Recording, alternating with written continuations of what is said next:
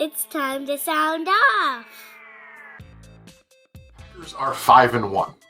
They've beaten the Detroit Lions. They've beaten every team in the division. But yet, today, I saw some fans feeling like they had to defend the team to rivals, to fans of the Detroit Lions or even other teams. Because, well, there were some questionable calls. Now, look, I've seen people posting the screen grabs. I've seen people say, they were legit calls. Here's what I have to tell you. Who cares? Who gives a crap if they were legit calls or if the Packers were gifted a win? It doesn't matter because you know what? Either way, it goes in the books that the Packers are 5-1, that they've beaten every team in the NFC North, that they lead the division, and that they're in a great spot going forward as their schedule gets a little bit more difficult with away games.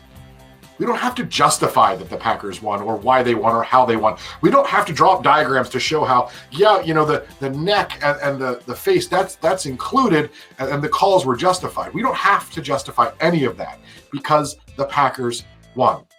There's no asterisk. There's no protest. There's no review. The game's over. Remember how bad it felt when the Packers lost? When the immaculate or the inaccurate reception or the Fail Mary, however you want to call it, when that happened in Seattle, remember how bad that felt? Remember how angry we were? Remember how some of us might have, I don't know personally who, but some of us might have stayed up drinking all night and called the commissioner's office and maybe emailed them, maybe even hand wrote a letter. I've heard some people did that. I don't know who. But remember how bad that felt and how annoying that was? Well, there's no reason to apologize because this is well earned. The Packers have lost plenty of games with tough calls. Do you remember let's say, a couple weeks ago when the Packers lost to the Eagles and there was a pass interference that wasn't called? There were two of them that were vital in the game. Don't worry about justifying why the Packers won. Just know this, that they pulled together.